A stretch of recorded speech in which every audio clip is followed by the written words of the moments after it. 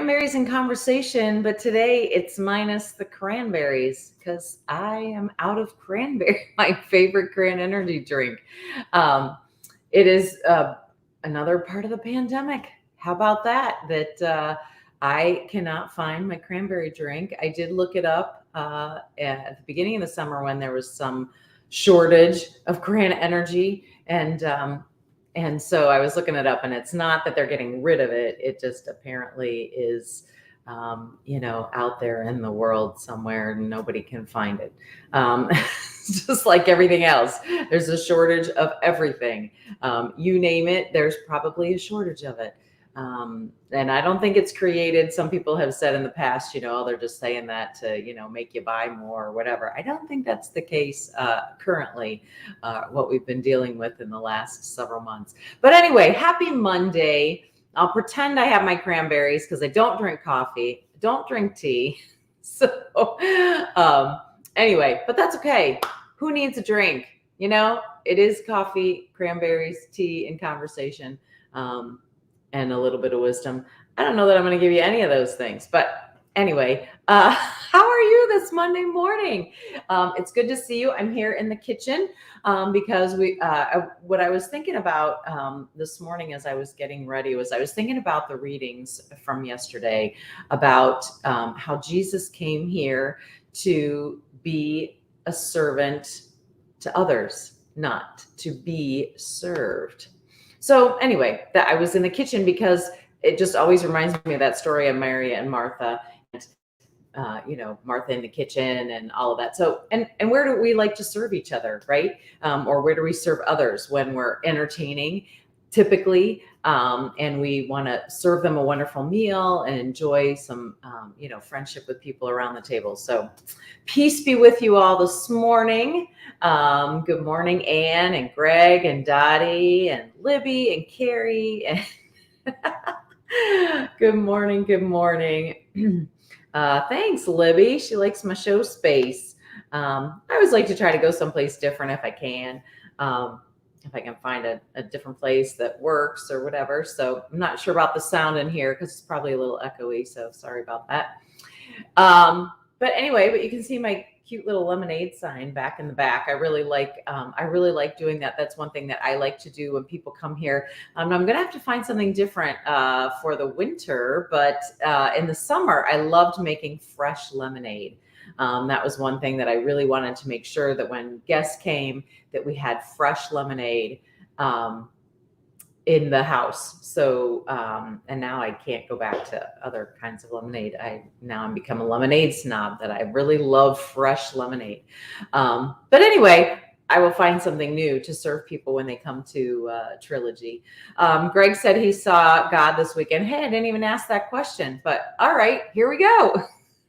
Where did any of you see God today? Tell me. I want to hear from you.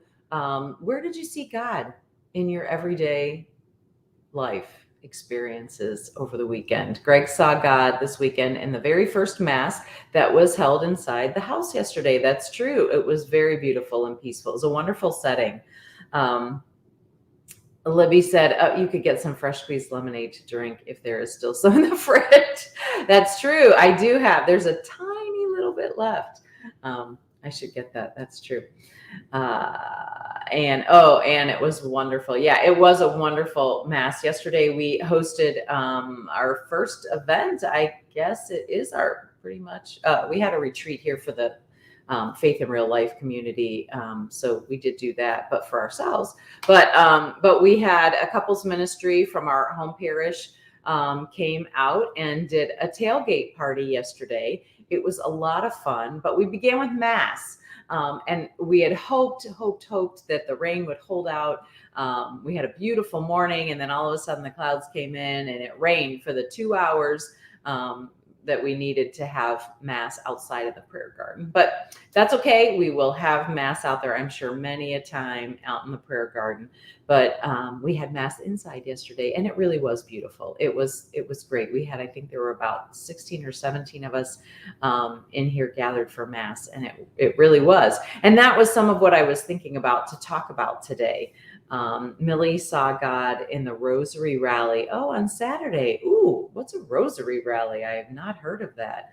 You'll have to tell us more on Wednesday. I bet that's a little teaser to your Wednesday wisdom about the rosary, maybe.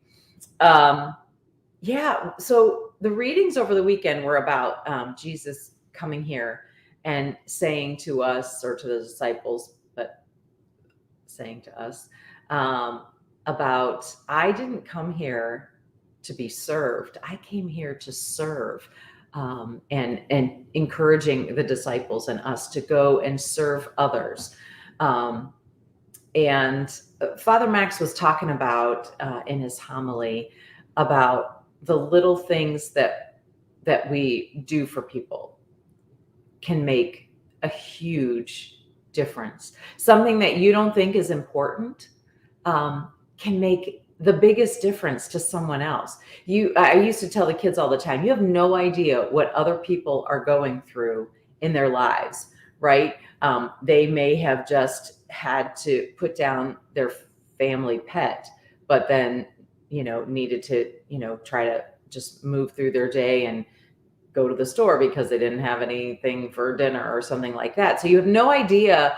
They could have a family member who is in the hospital suffering with an illness or something like that. Or, you just don't know what is weighing down on people in a day when you meet them out on the street or in the car, on the road or whatever. And so I used to always say, just remember that they might be coming with something really heavy, a really heavy load. And we experienced that a couple times in our own life. And I really tried to point that out to the kids, like the people that we're going to meet in the next day, say, have no idea that, we just lost a dog.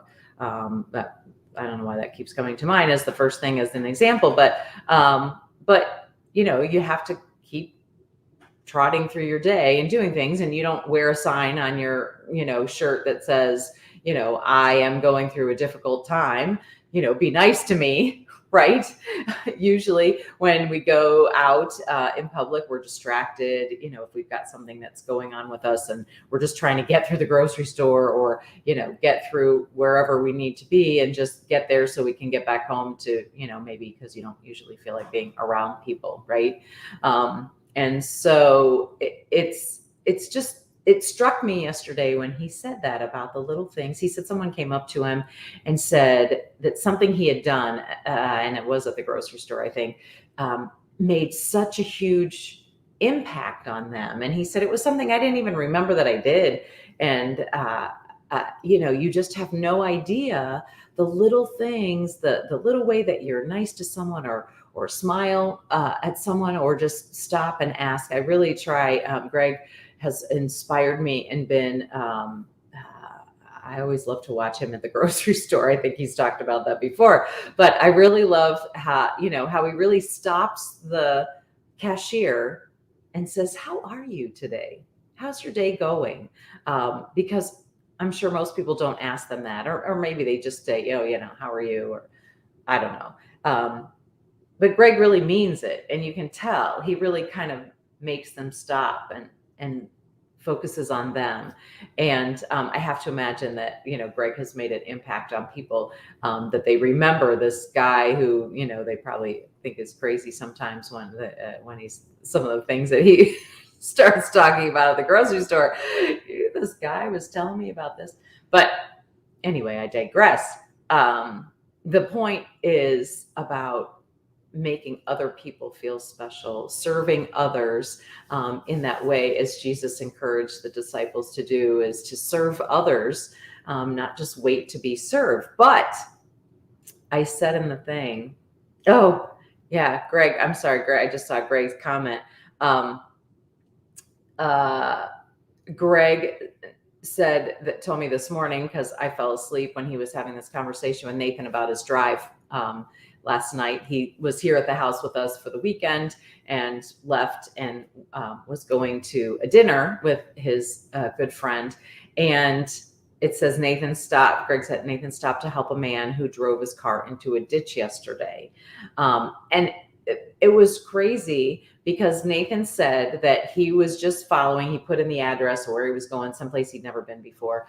And he put in the address, and it took him, usually you go out the driveway here and you just make an immediate left to make a U-turn to go the other direction, because it's a divided highway.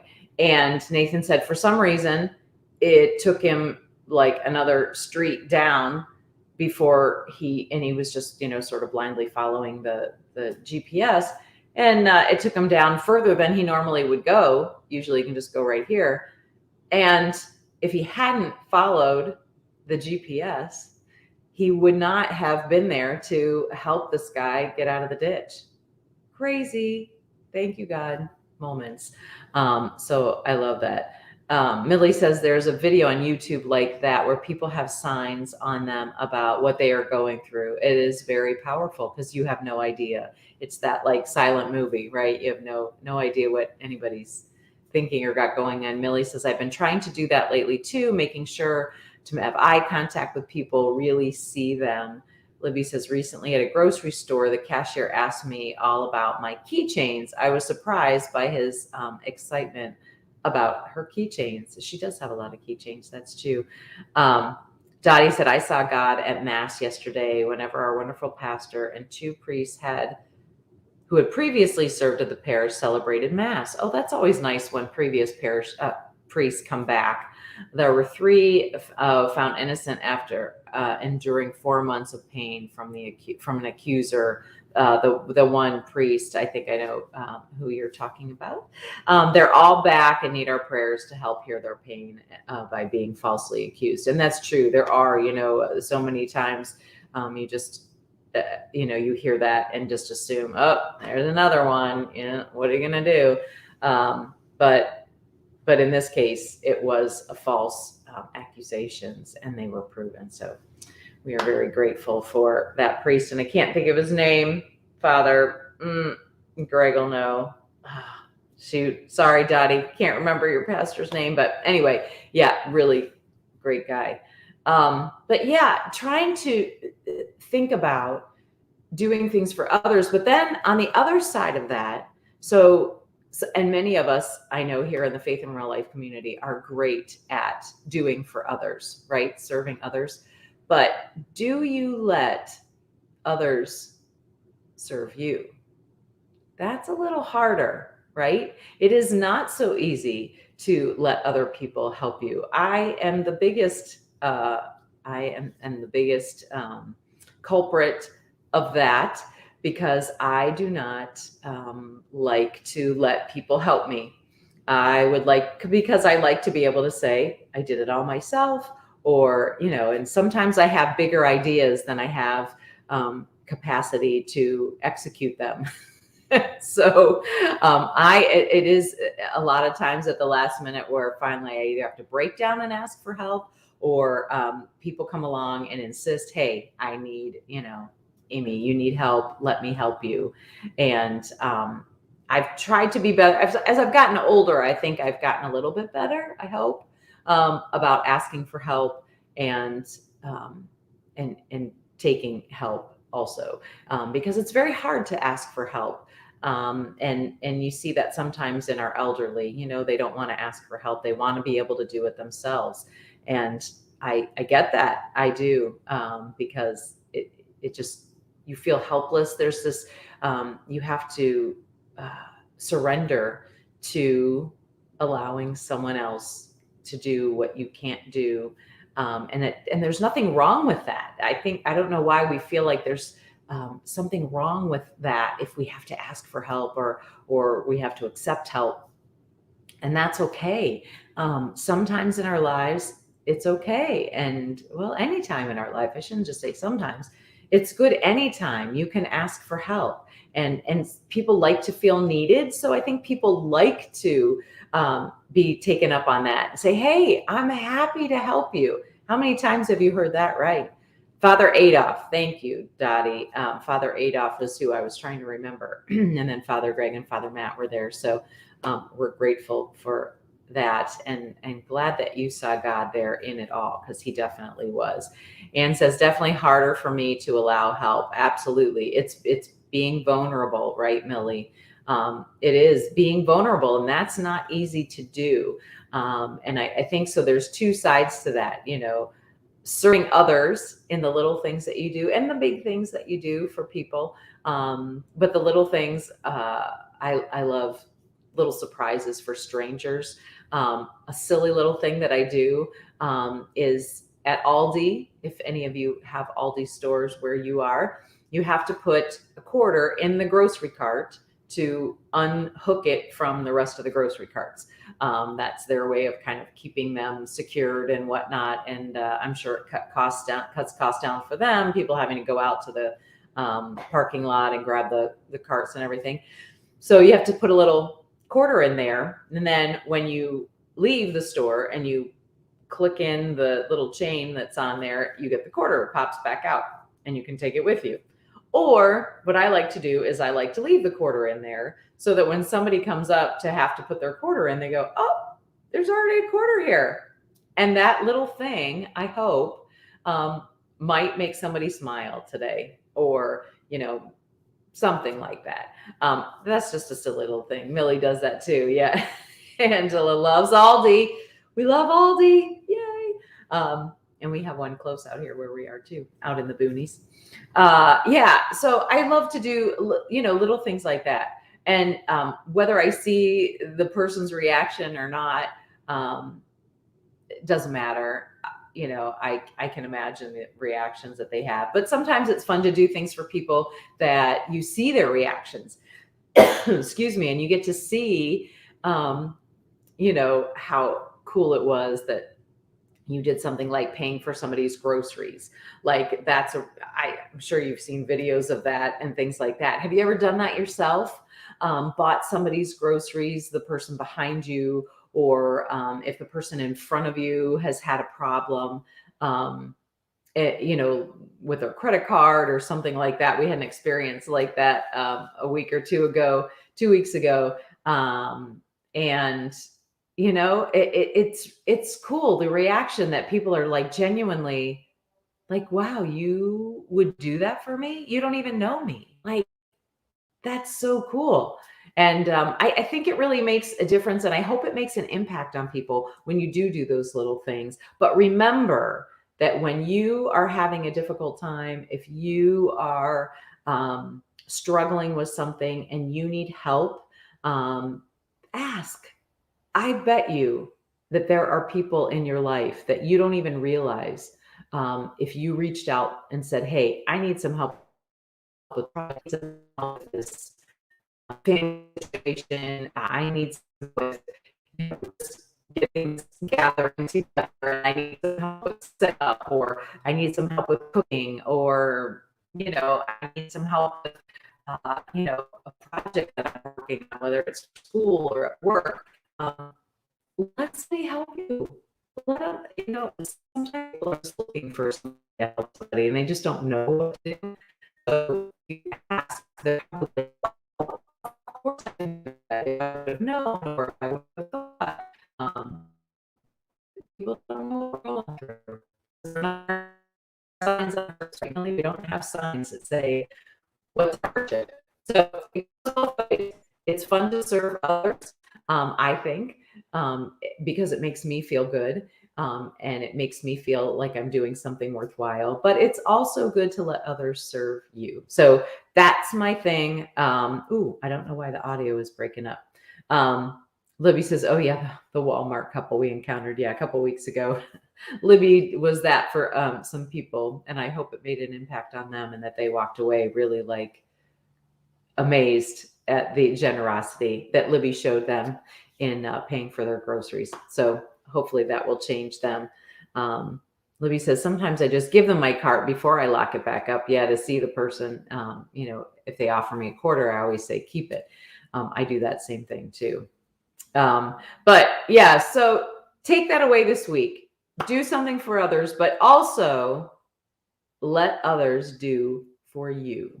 So there it is. On a Monday morning, I'm sending you off. I send you out on a mission of love from my favorite song from John and Gotti, who was just visiting with us last week. But that is my favorite song.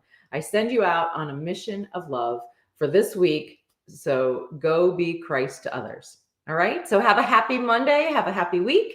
And we will see you soon. And if you find cranberries in the pomegranate flavor, Cran Energy, let me know where it is because I am on a hunt.